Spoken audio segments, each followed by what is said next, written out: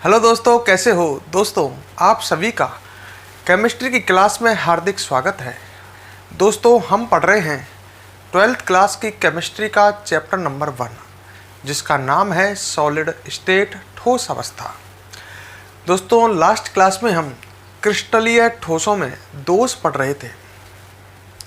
मैंने आपको बताया था, आपको याद हो तो, क्रिस्टलीय ठोसों में 3 प्रकार के दोष बताए थे। बिंदु दोष, हाँ, हम पढ़ रहे थे क्रिस्टलीय ठोसों में दोष। मैंने 2 तरह के दोष बताए थे, बिंदु दोष और रेखिक दोष। और बिंदु दोष मैंने 3 तरह के बताए थे आपको। पहला स्टाइकियोमेट्री, दूसरा अशुद्धि और तीसरा नॉन स्टाइकियोमेट्री। मतलब मैंने आपको बिंदु दोष 3 प्रकार के पढ़ाए थे। 3 प्रकार के बिंदु दोष 3 प्रकार के बताए थे। पहला बताया था मैंने आपको, याद हो तो, स्टाइकियोमेट्री दोष।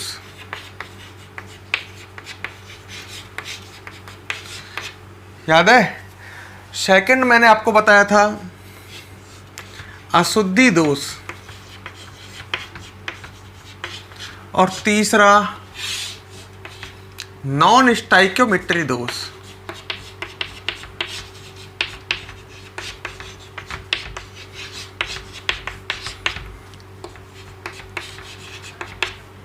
क्लियर? सबसे पहले हमने पढ़ा था ये स्टाइकियोमेट्री दोष। मैंने आपको कहा था, आपको याद होगा, स्टाइकियोमेट्री दोष जो होता है, इस दोष में रासायनिक सूत्र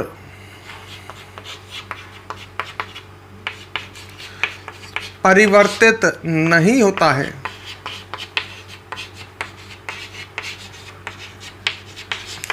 रासायनिक सूत्र परिवर्तित नहीं होता है, अर्थात दोष उत्पन्न होने से पूर्व भी ठोस का वही रासायनिक सूत्र और ठोस उत्पन्न होने के बाद भी वही रासायनिक सूत्र। फिर मैंने स्टाइकियोमेट्री दोष 2 तरह का बताया था, रिक्तिका दोष और अंतराकाशी दोष। और आपको ध्यान हो, और रिक्तिका और अंतराकाशी दोषों को सम्मिलित रूप से फिर 2 तरह के बताया था, शॉर्टकी और फ्रैंकल। तो लास्ट वीडियो में कंप्लीट हम इसका अध्ययन कर चुके थे, आप इसको पढ़ सकते हो। अब हम आगे बढ़ेंगे, हम पढ़ेंगे कौन सा दोष? अशुद्धि दोष। फिर पढ़ेंगे हम नॉन स्टाइकियोमेट्री दोष, और फिर हमारा दोष नामक ये टॉपिक, ये बिंदु दोष समाप्त हो जाएंगे। तो अब हम बात करेंगे अशुद्धि दोष की। ठीक है? तो अशुद्धि दोष क्या है, देखो इधर।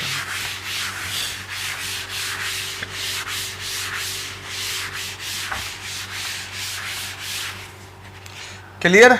तो अब हमें पढ़ना है अशुद्धि दोष।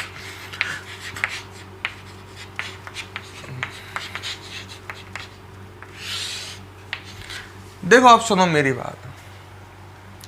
जो आयनिक ठोस होते हैं वो विद्युत के चालक नहीं होते हैं।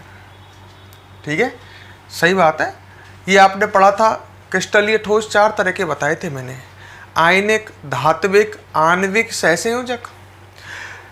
तो केवल विद्युत के चालक होते हैं धात्विक ठोस, आयनिक ठोस विद्युत के चालक नहीं होते। सही बात है। तो कोई ये आयनिक ठोस है और ये विद्युत का चालक नहीं है। ठीक है? अब ये विद्युत का चालक नहीं है। जब ये विद्युत का चालक नहीं है तो इस विद्युत का चालक बनाने के लिए इसमें मिलाते हैं अशुद्धि। मानव मिलाता है, मतलब अशुद्धि दोष मानव उत्पन्न कर रहा है। आयनिक ठोस विद्युत का चालक नहीं है, इसको विद्युत का चालक बनाने के लिए इसमें अशुद्धि मिलाई जाती है। अशुद्धि मिलाने की प्रक्रिया को बोलते हैं डोपिंग। कोई आपसे पूछ ले, अशुद्धि मिलाने की प्रक्रिया या क्रिया क्या कहलाती है? डोपिंग। ठीक है? तो अपन ऐसे कह सकते हैं, आयनिक ठोस को विद्युत का चालक बनाने के लिए इसमें अशुद्धि की डोपिंग की जाती है। ठीक है? या अशुद्धि मिलाई जाती है। अशुद्धि मिलाने की प्रक्रिया डोपिंग कहलाती है। क्लियर? जब आयनिक ठोस में अशुद्धि मिलाते हैं तो आयनिक ठोस विद्युत का चालक बन जाता है, परंतु इस आयनिक ठोस में क्या उत्पन्न हो जाता है? अशुद्धि दोष। मेरी बात को दोबारा सुने, एक एक बात को बहुत ढंग से सुने। आयनिक ठोस आपको पता है विद्युत का चालक नहीं होता। आयनिक ठोस को विद्युत का चालक बनाने के लिए उसमें क्या मिलाते हैं? अशुद्धि मिलाते हैं। क्लियर? आयनिक ठोस में क्या मिलाई जाती है? अशुद्धि। अशुद्धि मिलाने की प्रक्रिया क्या कहलाती है? डोपिंग कहलाती है। क्लियर? और नेक्स्ट बात, अशुद्धि मिलाने पर आयनिक ठोस में कौन सा दोष उत्पन्न हो जाता है? अशुद्धि दोष। अब मैं इसको समझाता हूं जो मैंने से बोला है। देखो आपको एग्जाम्पल समझाता हूं, ठीक है? देखो एग्जाम्पल में समझाता हूं। मैंने एक लिया NaCl, ठीक है? NaCl क्रिस्टल मतलब NaCl ठोस लिया मैंने। NaCl में आपको पता ही है अवयवी कण है Na+ और Cl-। बड़े ध्यान से देखते चलो। ये आपके सामने NaCl का क्रिस्टल है।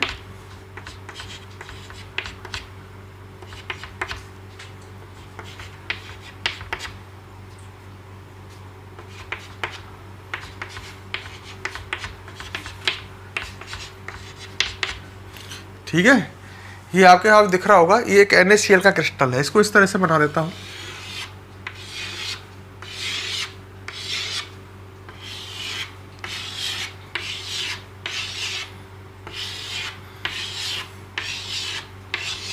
ठीक है? तो ये एक आयनिक ठोस है, आपको दिख रहा है। कैसा ठोस है? आयनिक ठोस है।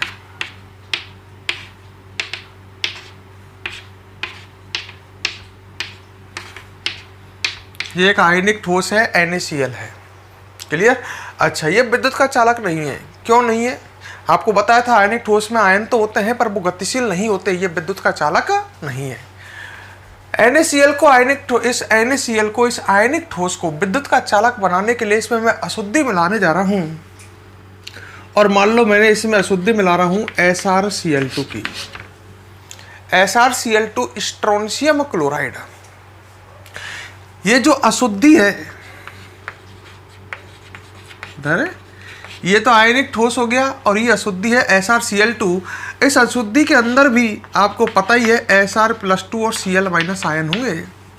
बिल्कुल इसी तरह Sr+2 Cl-, Sr+2 Cl-। क्योंकि जो ये अशुद्धि है ये भी एक आयनिक ठोस ही है। ये ज़्यादा मात्रा में लिया है और ये कम मात्रा में लिया है। जो आयनिक ठोस ये मैंने कम मात्रा में लिया है तो ये क्या हो गई? अशुद्धि। मतलब आयनिक ठोस में अल्प मात्रा में आपको अशुद्धि मिलानी है। तो अल्प मात्रा में मिलानी है तो थोड़ा सा SrCl2 ले लिया। मिलाया कैसे? दो ठोस हैं, ये आयनिक ठोस है और SrCl2 एक अशुद्धि है, तो ये भी एक ठोस है, आयनिक यौगिक की तो है। ये भी तो आयनिक ठोस है। तो मिलाया कैसे? अब आप सोचते हो ऐसे मिल जाएगा कि भाई फोड़ करके दोनों को मिक्स कर दिया। नहीं होगा इस तरह से मिक्स। आपको करना क्या है? एक पात्र लिया, उसमें NaCl को डाला है और उस पात्र में अल्प मात्रा में अशुद्धि SrCl2 डाल दी और फिर गर्म किया, द्रवित किया हमने। मतलब हम सीधी भाषा में कह सकता हूँ NaCl को पिघलाया। किसके साथ? SrCl2 की अल्प मात्रा में अशुद्धि के साथ। मतलब दोनों को एक साथ पिघलाया गया। तो क्या होगा? जब आप पिघलाओगे तो इसमें से एक Sr+2 आयन इसके अंदर जाएगा। Sr+2 आयन की संयोजकता कितनी है? 2। बात को समझना, इसकी संयोजकता 2 है। तो एक इस अशुद्धि में से जब पिघलाएगा, जब इन दोनों को एक संग पिघलाएंगे तो पिघलाते ही द्रव अवस्था में दोनों के अवयवी कण गतिशील हो जाएंगे ना। भाई द्रव अवस्था आ जाएगी, अवयवी कण कैसे हो जाएंगे? गतिशील। इसमें से एक Sr+2 आयन इसके अंदर घुसेगा तो इसमें से 2 Na+ आयन बाहर आएंगे। ऐसा क्यों? सालर का कहता है ऐसा क्यों? क्योंकि देखो Sr+2 की संयोजकता कितनी है? 2 और Na की संयोजकता कितनी है? 1। तो एक SR, अब ये मिक्स हो रहे हैं आपस में। एक Sr+2 आयन इसके अंदर जाएगा NaCl क्रिस्टल के अंदर, तो इसमें से 2 Na+ आयन बाहर आएंगे। है क्यों हो रहा है ऐसा? बात को समझो। देखो सीधी सी बात है, ये आयनिक ठोस है, ये हमेशा उदासीन होता है। आयनिक ठोस हमेशा उदासीन होता है।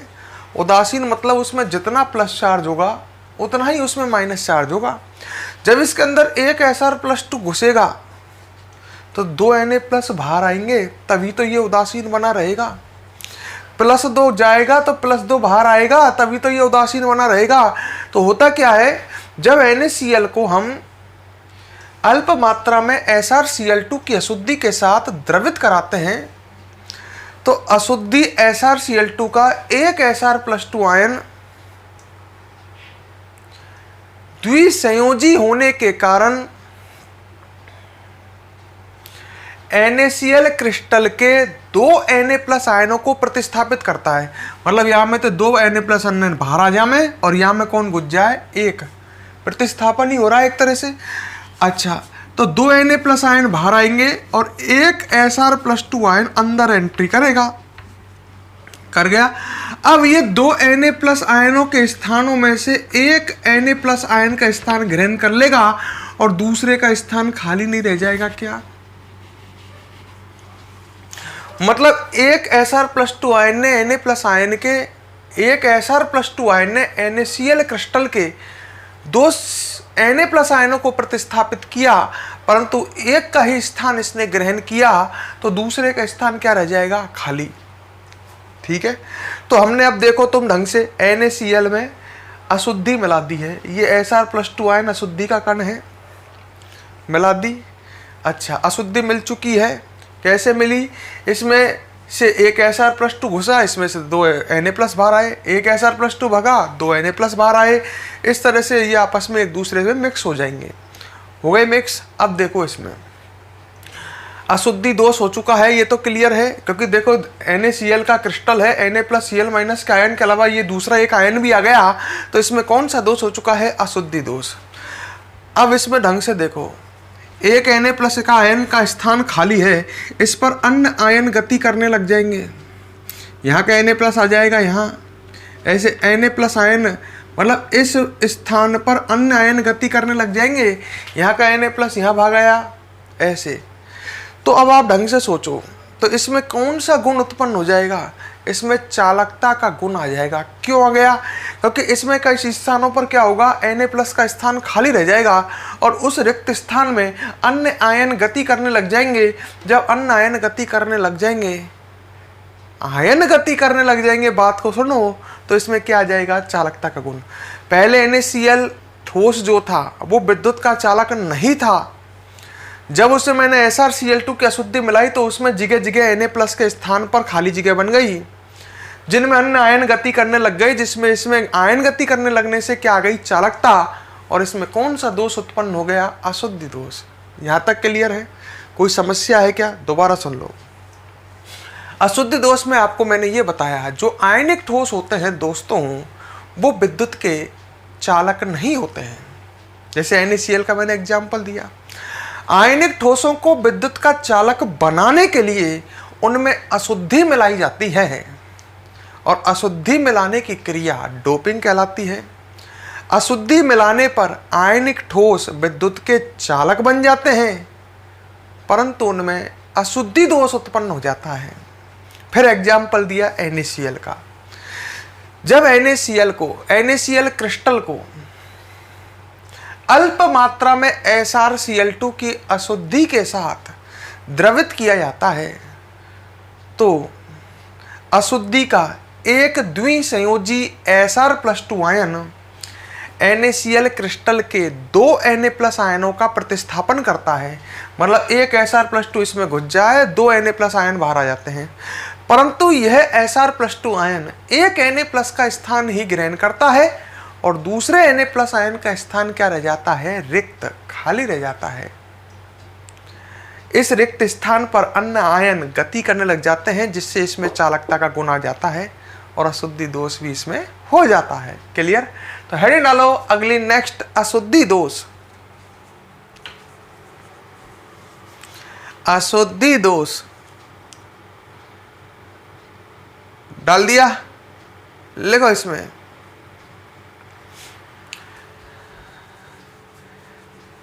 अशुद्धि दोष, हेडिंग डाल दी, लिखो। आयनिक ठोस विद्युत के चालक नहीं होते हैं। आयनिक ठोस विद्युत के चालक नहीं होते हैं।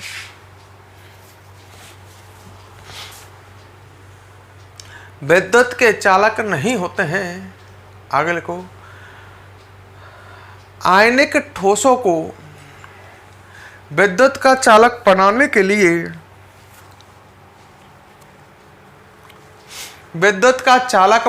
के लिए इनमें अशुद्धि मिलाई जाती है।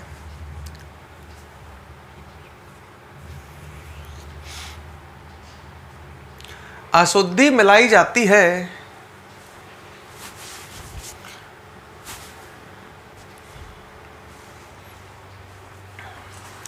अशुद्धि मिलाई जाती है। देख लिया। आगे लिखो, अशुद्धि मिलाने की क्रिया डोपिंग कहलाती है। अशुद्धि मिलाने की क्रिया डोपिंग कहलाती है। डोपिंग कहलाती है। क्लियर? और लिख लो, डोपिंग कहलाती है, ये क्लियर हो गया। क्लियर? आगे लिखो, अशुद्धि मिलाने की क्रिया डोपिंग कहलाती है। यहां तक क्लियर? ठीक है। आगे लिखो, इसमें लिखो, अशुद्धि मिलाने पर आयनिक ठोस, अशुद्धि मिलाने पर आयनिक ठोस विद्युत के चालक बन जाते हैं।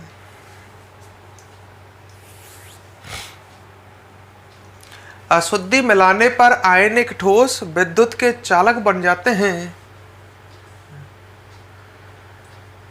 परंतु इनमें अशुद्धि दोष उत्पन्न हो जाता है। अशुद्धि आ गई ना, और अशुद्धि आ गई तो कौन सा दोष उत्पन्न हो गया? अशुद्धि दोष। परंतु इनमें अशुद्धि दोष उत्पन्न हो जाता है। ठीक है। अब एग्जाम्पल लिख लो। जैसे ये NaCl वाला एग्जाम्पल लिखा देता हूं। जैसे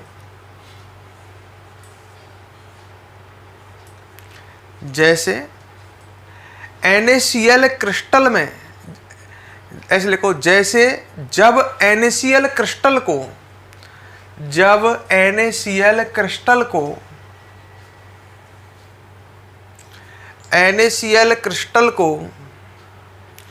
अल्प मात्रा में SrCl2 strontium chloride, SrCl2 strontium chloride की अशुद्धि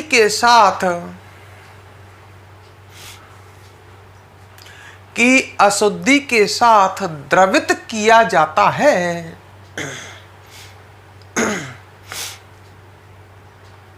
द्रवित किया जाता है। लिख लिया? तो SrCl2 की अशुद्धि का, SrCl2 की अशुद्धि का एक द्विसंयोजी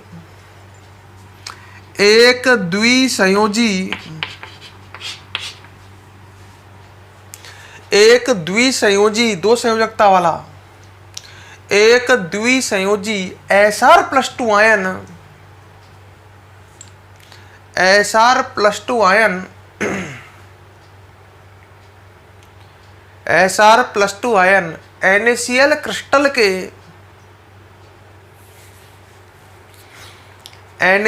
क्रिस्टल के दो Na+ आयनों को प्रतिस्थापित करता है।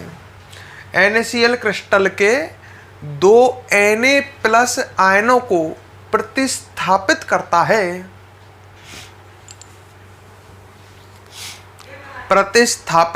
है तथा एक Na+ आयन का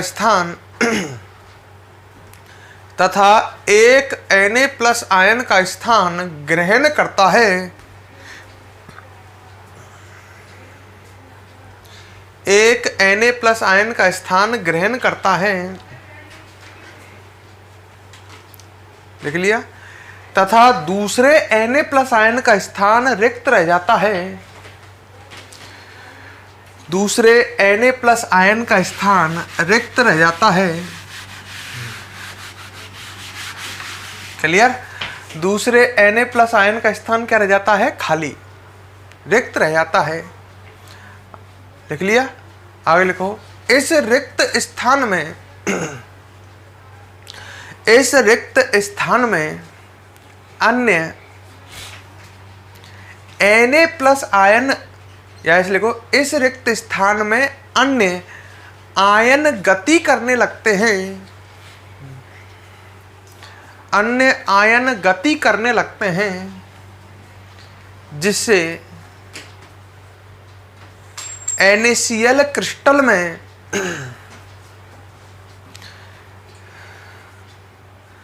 चालकता का गुण उत्पन्न हो जाता है। चालकता का गुण उत्पन्न हो जाता है। क्लियर? तो इसमें चालकता जाती है और अशुद्धि दोष इसमें हो ही गया है। अब ये डायग्राम बना लीजिए इसमें फटाफट, जल्दी बनाओ इस डायग्राम को, फिर आगे बढ़ेंगे हम। जल्दी नोट करें, वीडियो को पॉज कर ले, पॉज करके नहीं, इसे फटाफट नोट करो। कर लिए नोट? देखो, स्पीड बनाने के लिए वीडियो को पॉज कर लिया करो, पॉज करके इसे नोट किया करो, है ना। चलो अब आगे बढ़ते हैं हम। ये हमने पढ़ा अशुद्धि दोष। अच्छा, एक बात ये बना लिया, कुछ और एग्जाम्पल और सुनो इसके अलावा जो आपके बुक में दे रखे हैं। ठीक है? जैसे मान लो मैं NaCl की जगह ठोस लेता KCl, तो KCl में अवयवी कण होते K+Cl-। बात को समझना, ब्लैक बोर्ड पर ध्यान दो। KCl के अंदर अवयवी कण होते K+Cl-। अगर मैं ठोस लेता, आप समझ जाना ढंग से, KCl, तो उसके अंदर K+Cl- होते। अगर मैं इसमें CdCl2 की अशुद्धि मिलाता, काई की? CdCl2 की, तो इससे आता वही द्विसंयोजी आयन Cd+2, और इसमें से 2 K+ को प्रतिस्थापित करता, एक K+ का स्थान Cd+2 ग्रहण करता और दूसरे का स्थान क्या रह जाता? खाली। बिल्कुल उसी तरह इस पर अन्य आयन गति करने लग जाते और इसमें फिर चालकता जाती। तो KCl में बिल्कुल NaCl की तरह, KCl में CdCl2 की अशुद्धि मिलाने पर वही अशुद्धि दोष उत्पन्न होता। ऐसे ही AgCl में, AgCl भी बिल्कुल उसमें Ag+Cl- आयन होते। AgCl में अगर हम, इसमें तो याद रखना CaCl2 की अशुद्धि, बुक के अकॉर्डिंग चल रहे हैं। KCl में अगर हम CaCl2 की अशुद्धि मिलाते तो आने वाला Ca+2 ion, Ca+2 ion 2 K+ को प्रतिस्थापित करता, एक K+ का स्थान खाली रह जाता जिसमें अन्य आयन गति करने लग जाते। AgCl में अगर हम अल्प मात्रा में CdCl2 की अशुद्धि मिलाते तो यहाँ भी यही अशुद्धि दोष उत्पन्न होता। तो NaCl में जब हम SrCl2 की अशुद्धि मिलाएंगे, अशुद्धि दोष उत्पन्न होगा। KCl में अगर हम CaCl2 की अशुद्धि मिलाएंगे तो अशुद्धि दोष उत्पन्न होगा। AgCl में CdCl2 की अशुद्धि मिलाएंगे तो भी अशुद्धि दोष उत्पन्न होगा। तो इन्हें आप नीचे नोट करके लिख लो, नोट करके लिख लो, लगाओ नोट और लिखो, नोट लगा लो और लिखो, लिख लो, केवल भाषा में लिखो। KCl क्रिस्टल में, KCl क्रिस्टल में अल्प मात्रा में CaCl2 की अशुद्धि मिलाने पर, KCl क्रिस्टल में अल्प मात्रा में CaCl2 की अशुद्धि मिलाने पर,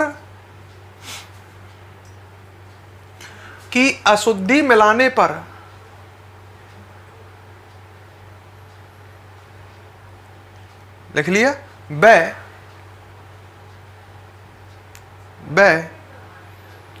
AgCl में, AgCl क्रिस्टल में अल्प मात्रा में CdCl2 कैडमियम क्लोराइड, अल्प मात्रा में CdCl2 की अशुद्धि मिलाने पर, CdCl2 की अशुद्धि मिलाने पर अशुद्धि दोष उत्पन्न होता है।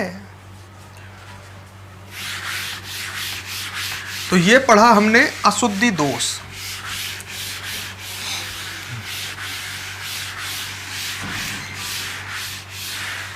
अच्छा, अब हम इसके बाद पढ़ेंगे दोस्तों तीसरा बिंदु दोष। हम दो बिंदु दोष पढ़ चुके हैं, स्टाइक्योमेट्री और अशुद्धि। अब हम पढ़ेंगे नॉन स्टाइक्योमेट्री दोष।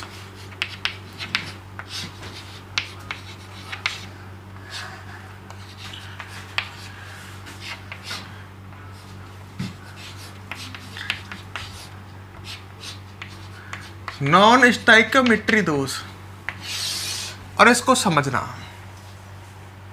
ठीक है। देखो इधर नॉन स्टाइक्योमेट्री दोष, ध्यान दो इधर।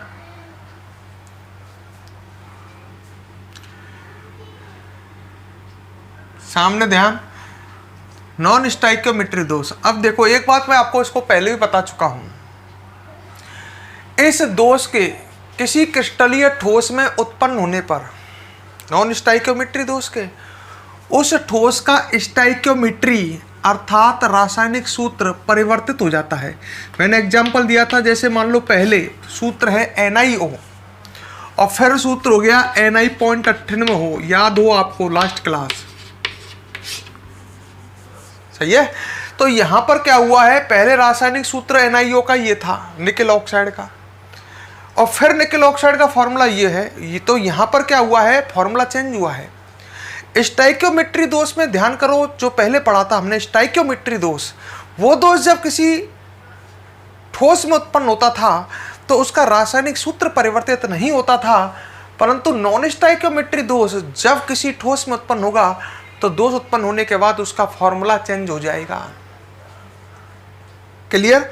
अच्छा, जो नॉन स्टाइक्योमेट्री दोष है, बड़े ध्यान से सुनना और समझना, ये दो तरह का है।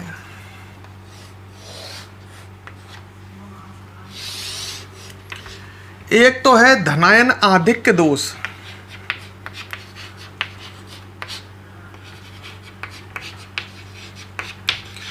बिल्कुल ध्यान से समझना, और एक होता है धनायन अभाव दोष।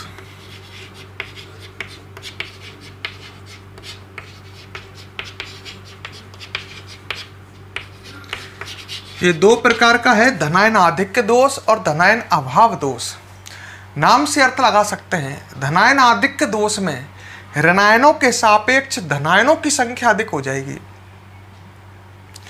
ऋणायनों के सापेक्ष धनायनों की संख्या क्या हो जाएगी, ज्यादा।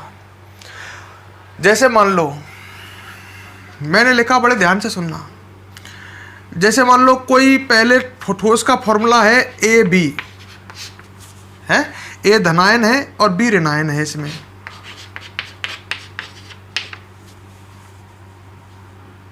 ठीक है, इसमें धनायन आधिक्य में दोष में धनायन की संख्या ज्यादा हो जाएगी। मान लो बाद में फॉर्मूला हो गया A 1.2V, तो दोष उत्पन्न होने से पहले तो फॉर्मूला ये था, ये फॉर्मूला था, मतलब इसमें धनायन और ऋणायन बराबर थे, मतलब धनायनों के सापेक्ष ऋणायनों की संख्या, ऋणायनों के सापेक्ष धनायनों की संख्या समान थी। अब इसमें क्या हुआ है, एक B तो एक है पर A कितना है, 1.2, मतलब धनायनों की संख्या ऋणायनों के सापेक्ष क्या हो चुकी है, ज्यादा। तो धनायन आधिक्य दोष में धनायनों की संख्या ऋणायनों के सापेक्ष, धनायन अधिक धनायन ज्यादा, मतलब ऋणायनों के सापेक्ष धनायनों की संख्या बढ़ जाएगी। देखो मेरी बात समझो, मान लो इसमें 100 धनायन थे और 100 ऋणायन थे। अब इसमें कुछ ऋणायन लुप्त हो गए, कुछ ऋणायन, केवल ऋणायन लुप्त हुए, 100 धनायन और ऋणायन मान लो रह गए 90। तो अब आप समझ सकते हो फॉर्मूला क्या हो गया, इसका अनुपात निकालना। तो A तो 1, तो B तो कितना हो गया, 0.9, तो ऋणायन के सापेक्ष धनायन ज्यादा हो गया ना, अनुपात निकालना 0.1 अनुपात, समझ गए मेरी बात है, 0.9 ही तो आएगा, 1 अनुपात 0.9। तो यहां पर देखो ऋणायनों के सापेक्ष धनायन ज्यादा हो गए, फॉर्मूला चेंज हो गया। तो समझ जाओ धनायन आधिक्य दोष में ऋणायनों के सापेक्ष धनायनों की संख्या क्या हो जाती है, ज्यादा। यहाँ उल्टा है, धनायन अभाव दोष, ऋणायनों के सापेक्ष धनायनों की संख्या क्या हो जाती है, कम। तो ये दो तरह के हैं। पहले हम इसको पढ़ेंगे धनायन आधिक्य दोष और फिर हम पढ़ेंगे धनायन अभाव दोष। क्लियर? तो हेडिंग डालो नॉन स्टाइक्योमेट्री दोष।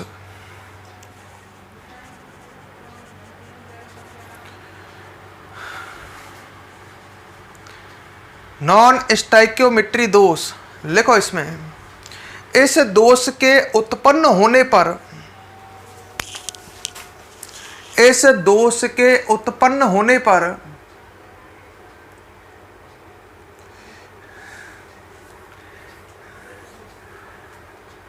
ठोस की, इस दोष के उत्पन्न होने पर ठोस की स्टाइक्योमेट्री अर्थात ठोस की स्टाइक्योमेट्री अर्थात रासायनिक सूत्र परिवर्तित हो जाता है, रासायनिक सूत्र परिवर्तित हो जाता है। पैराग्राफ चेंज करके लिखो नॉन स्टाइक्योमेट्री दोष दो प्रकार का है।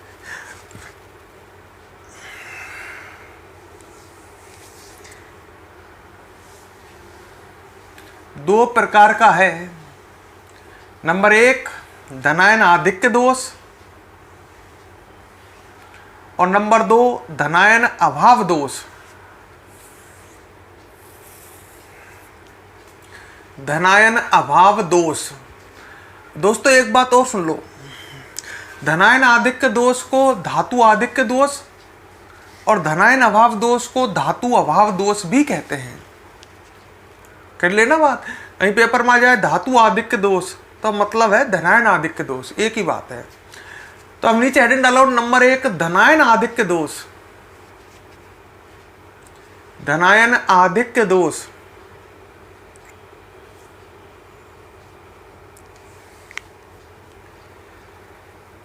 धनायन आधिक्य दोष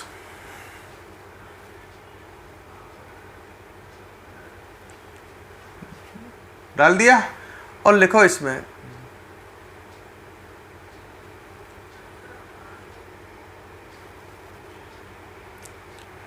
धनायन आधिक्य दोष में लिखो इस दोष के उत्पन्न होने पर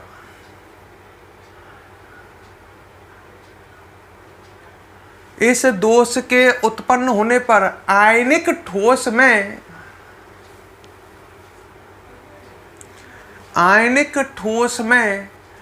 ऋणायनों के सापेक्ष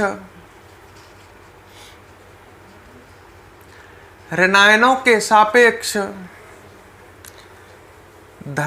की संख्या अधिक हो जाती है। धनायनों की संख्या अधिक हो जाती है। धनायनों की संख्या अधिक हो जाती है। क्लियर? अच्छा, तो धनायन आधिक्य दोष सिंपल याद रखें, धनायनों की संख्या अधिक हो जाती है। धनायन अभाव दोष धनायनों की संख्या कम हो जाती है। धनायनों की संख्या कम तो किसकी संख्या अधिक? ऋणायनों की। धनायन आधिक्य दोष को धातु आधिक्य दोष भी कहते हैं। ठीक है, पहले लिख लो इस बात को भी, धनायन आधिक्य दोष को लिख लो धातु आधिक्य दोष भी कहते हैं। धनायन आधिक्य दोष को धातु आधिक्य दोष भी कहते हैं। लिख लिया? इसको क्या भी कहते हैं? धातु आधिक्य दोष भी। अब ढंग से देखो, जो धनायन आधिक्य दोष है ये दोस्तों दो प्रकार से उत्पन्न हो सकता है आयनिक ठोस में। एक तो कुछ ऋणायनों के विलुप्त हो जाने पर,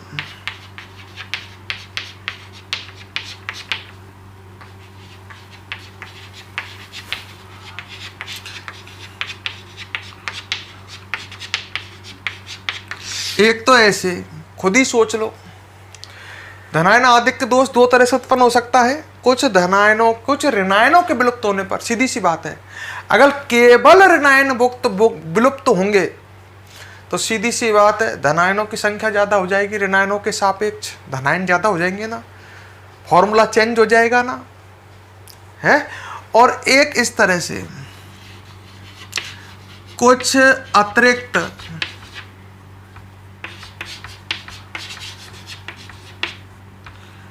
धनायनों के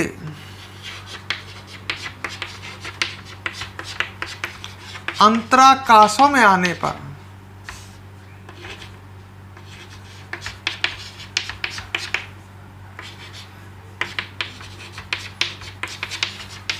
अतिरिक्त धनायनों के एक्स्ट्रा धनायन आ जाए अंतराकाशों में, एक्स्ट्रा, तो सीधी सी बात है धनायन अधिक हो जाएंगे। तो ये दो तरह से उत्पन्न हो सकता है जिन्हें हम डिटेल में समझेंगे अभी।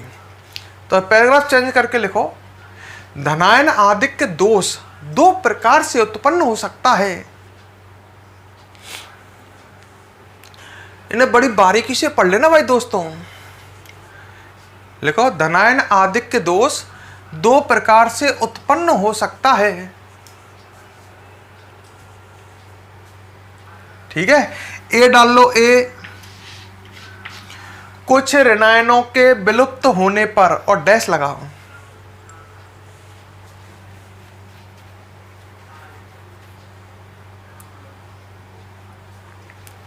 ठीक है, और इसको अब समझते हैं। इधर समझाता हूं, देखो इधर, कुछ ऋणायनों के विलुप्त होने पर डाल दी हेडिंग। अब देखो, पहले आइडिया लगा लो। अगर कुछ ऋणायन विलुप्त हो जाएंगे, आयनिक ठोस से यदि कुछ ऋणायन विलुप्त हो जाएं तो आयनिक ठोस में धनायन आधिक्य दोष उत्पन्न हो जाता है। अगर ऋणायन विलुप्त होंगे तो धनायन ज्यादा हो जाएंगे, और धनायन ज्यादा हो जाएंगे तो धनायन आधिक्य दोष उत्पन्न हो जाएगा।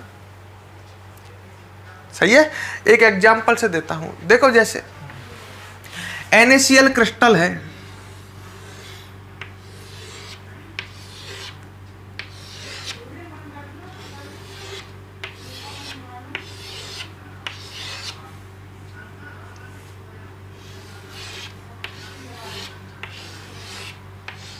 ठीक है।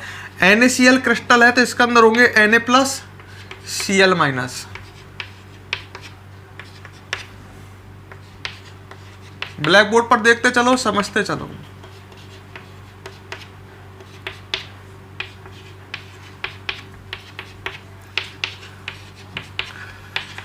ये NaCl क्रिस्टल है, क्रिस्टल मतलब ठोस है, क्रिस्टल या ठोस है। सामने ध्यान दो, इस NaCl क्रिस्टल पर मैं दोस्तों सोडियम धातु की वाष्प प्रभावित कर रहा हूं। कौन सी धातु की? सोडियम धातु की। धातु की वाष्प है, सोडियम धातु की। सही है, जिसके अंदर अपन ऐसे समझ सकते हैं कि इसके अंदर होंगे धनायन और इलेक्ट्रॉन। सोडियम धातु की वाष्प है जिसमें धातु है, धातु के अंदर हम पढ़ते हैं धनायन है, इलेक्ट्रॉनों से घिरे हुए है। धातु के अंदर धात्विक ठोस धनायन है, इलेक्ट्रॉनों से घिरे होते हैं। तो NaCl क्रिस्टल पर मैं सोडियम धातु की वाष्प प्रभावित कर रहा हूं तो क्या होगा? NaCl क्रिस्टल से कुछ Cl- आयन लुप्त हो जाएंगे।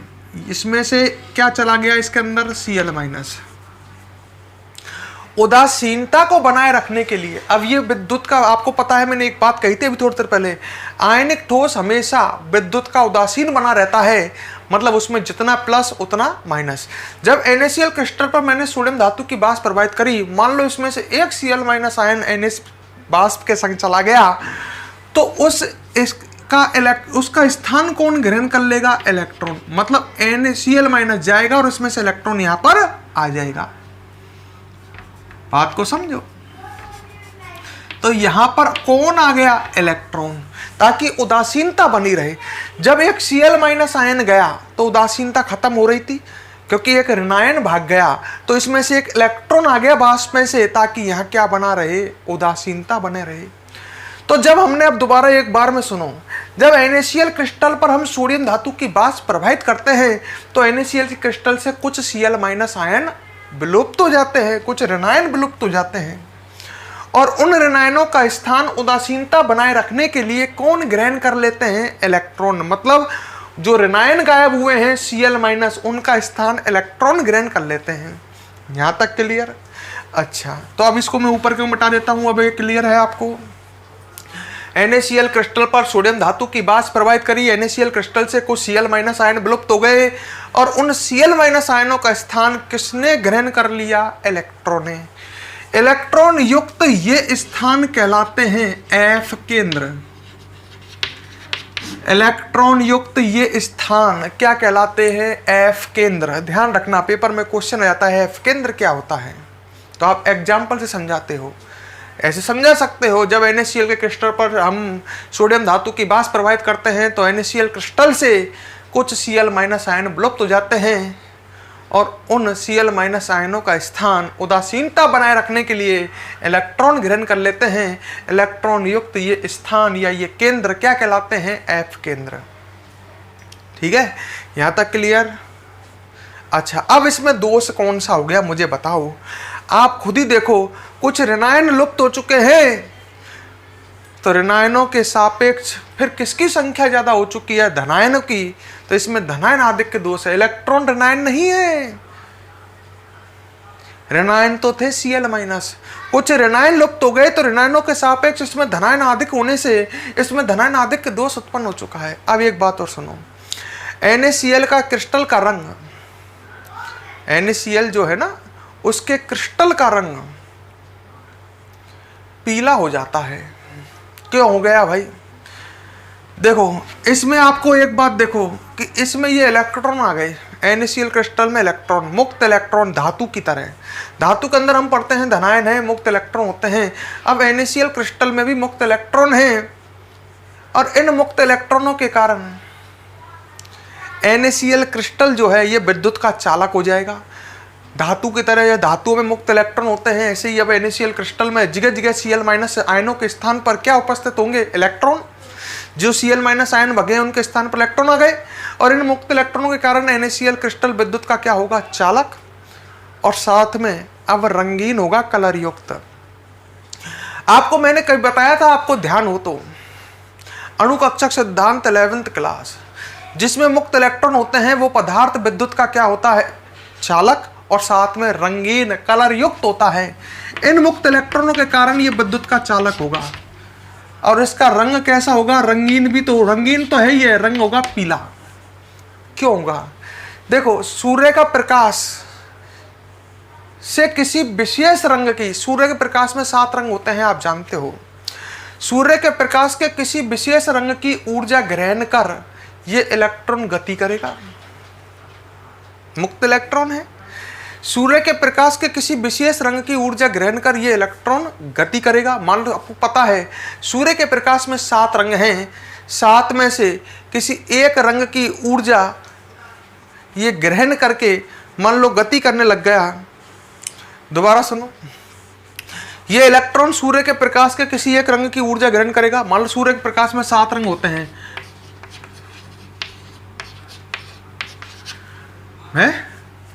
7 रंग होते हैं। ये बैंगनी, नीला, आसमानी, हरा, पीला, नारंगी, लाल। बैंगनी, नीला, आसमानी, हरा, पीला, नारंगी, लाल। Violet, indigo, blue, green, yellow, orange, red. सूर्य का प्रकाश इस NaCl क्रिस्टल पर गिरा जिसमें मुक्त इलेक्ट्रॉन है, तो ये इलेक्ट्रॉन सूर्य के प्रकाश की किसी विशेष रंग की, मान लो इसने ब्लू रंग की ऊर्जा ग्रहण करी और ये गति करने लग जाएंगे। तो ब्लू रंग तो एब्जॉर्ब कर लिया, फिर इसने जब परावर्तित प्रकाश आएगा उसमें ब्लू रंग नहीं है, ये 6 रंग ही तो बचेंगे। भाई सूर्य का प्रकाश इस NaCl क्रिस्टल पर गिरा जिसमें मुक्त इलेक्ट्रॉन है, तो ये इसमें से ब्लू रंग की ऊर्जा ग्रहण कर रहे हैं। ये 7 रंग ऊर्जा ही तो है, तो ब्लू रंग की ऊर्जा ग्रहण कर ली, मतलब ब्लू रंग तो अवशोषित हो गया, तो परावर्तित प्रकाश में 6 रंग मिले। वे 6 रंग मिलकर के जो रंग बनाएंगे उस रंग का दिखेगा, ये ब्लू नहीं। ब्लू एब्जॉर्ब हो गया, परावर्तित प्रकाश में 6 रंग बचे। ये 6 रंग मिलकर के अगर मान लो ये हरा रंग बना रहे हैं तो हमें हरे दिखेगा, ये पिंक रंग बना रहे हैं तो हमें पिंक दिखेगा। तो अब ये रंगीन क्यों है? NaCl क्रिस्टल रंगीन पीला क्यों है, समझ गए? आपको पता है वैसे NaCl श्वेत रंग का होता है, पर अब रंगीन क्यों है ये NaCl? क्योंकि इसमें मुक्त इलेक्ट्रॉन है और ये मुक्त इलेक्ट्रॉन सूर्य के प्रकाश के किसी विशेष रंग की ऊर्जा ग्रहण कर गति करते हैं, अवशोषित रंग के पूरक रंग के दिखाई देते हैं। भाई ये सूर्य के प्रकाश के मान लो ब्लू रंग को अवशोषित कर रहा है, परावर्तित प्रकाश में ये 7 रंग मिले, परावर्तित प्रकाश मिलकर के जो रंग बनाएगा वो अवशोषित रंग का पूरक रंग होगा। अवशोषित रंग तो हो गया ब्लू, और मान लो ये 6 की 6 जो प्रकाश परावर्तित हो रहा है, 6 रंग जो ये परावर्तित हो रहे हैं वो मिलकर के मान लो हरा रंग बना रहे हैं, तो वो पूरक रंग है और पूरक रंग का हमें दिखाई देगा। तो अब तुम ये 2 बात सिंपल ही समझो तो समझ गए होंगे। इनमें मुक्त इलेक्ट्रॉन है, इसकी वजह से ये विद्युत का चालक होगा, और मुक्त इलेक्ट्रॉनों की वजह से ही ये रंगीन अर्थात पीले रंग का होता है। पेपर में क्वेश्चन आ जाता है NaCl का क्रिस्टल का रंग पीला हो गया, कैसे? हम समझा सकते हैं।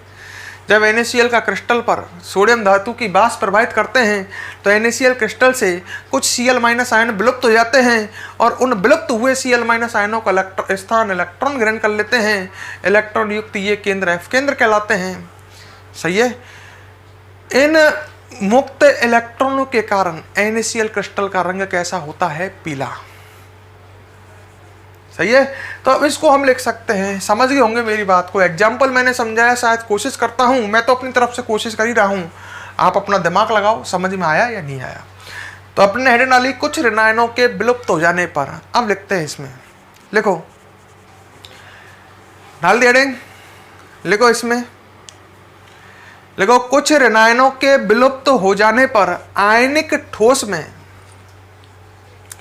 कुछ ऋणायनों के विलुप्त हो जाने पर आयनिक ठोस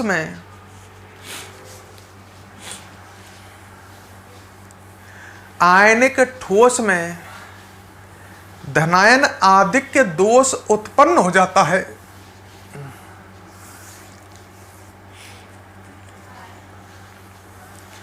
धनायन आधिक्य दोष उत्पन्न हो जाता है।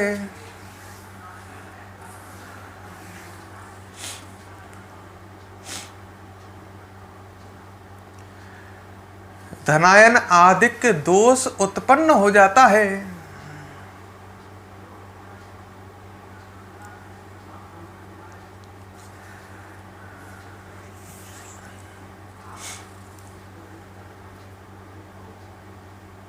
क्लियर?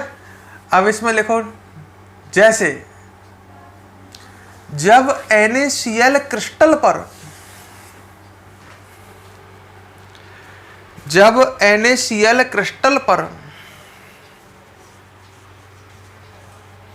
NaCl क्रिस्टल पर सोडियम धातु की वाष्प प्रभावित करते हैं, सोडियम धातु की वाष्प प्रभावित करते हैं,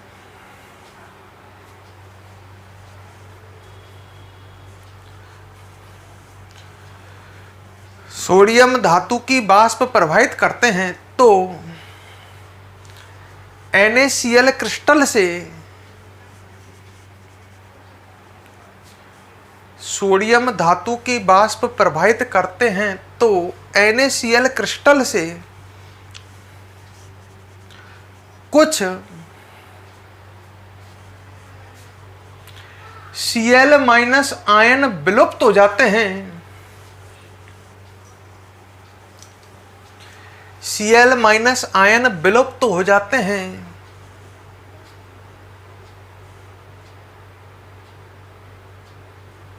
ठीक है, आगे लिखो, इन विलुप्त Cl- आयनों का स्थान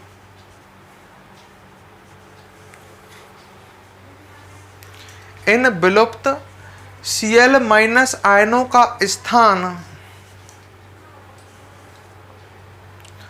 उदासीनता बनाए रखने के लिए, उदासीनता बनाए रखने के लिए इलेक्ट्रॉन ग्रहण कर लेते हैं, इलेक्ट्रॉन ग्रहण कर लेते हैं। ठीक है, कौन ग्रहण कर लेते हैं? इलेक्ट्रॉन। आगे लिखो, इलेक्ट्रॉन युक्त ये केंद्र F केंद्र कहलाते हैं, इलेक्ट्रॉन युक्त ये केंद्र F केंद्र कहलाते हैं, F केंद्र कहलाते हैं।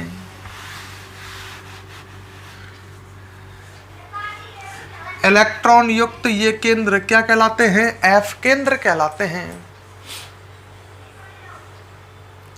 क्लियर? आगे लिखो। इन मुक्त इलेक्ट्रॉनों के कारण, जो एफ केंद्र में है, समझ गए? इन मुक्त इलेक्ट्रॉनों के कारण NaCl क्रिस्टल का रंग पीला,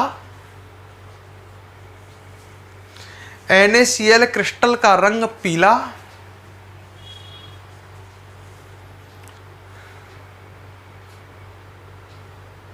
हो जाता है। ठीक है? इन मुक्त इलेक्ट्रॉन के कारण NaCl के रंग, क्रिस्टल का रंग कैसा हो जाता है? पीला। और लिख लो, भले ही और लिखना चाहो तो इसमें पीला हो जाता है। यहां तक क्लियर? लिखो, लिखो, ये मुक्त इलेक्ट्रॉन सूर्य के प्रकाश,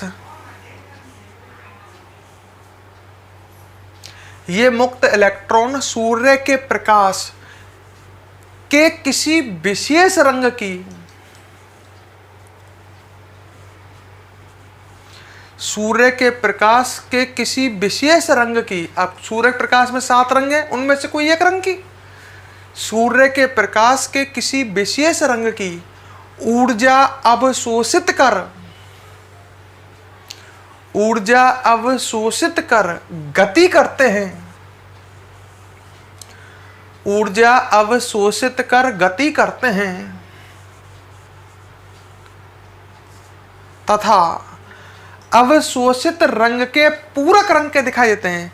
जैसे 7 रंग में तो एक रंग अवशोषित किया, तो परावर्तित प्रकाश में 6 रंग रह गए, वे मिलकर जो रंग बनाएंगे उस रंग का दिखाई देगा, उस रंग को बोलेंगे पूरक रंग। अवशोषित रंग के पूरक रंग के दिखाई देते हैं या दिखाई देता है। NaCl क्रिस्टल अवशोषित रंग के पूरक रंग का दिखाई देता है। क्लियर हो गया ये बात?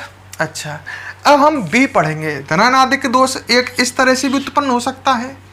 तो उससे पहले आप एक काम करो, ये डायग्राम तो बना ही लो अपनी कॉपी में, ये वाला जिस पर मैंने गोला किया है, ये वाला, ये डायग्राम आपको देख सकते हो। इसमें कुछ ऋणायन लुप्त हुए हैं जिससे धनायन आदिक दोष उत्पन्न हुआ है। इसमें डायग्राम बनाओ।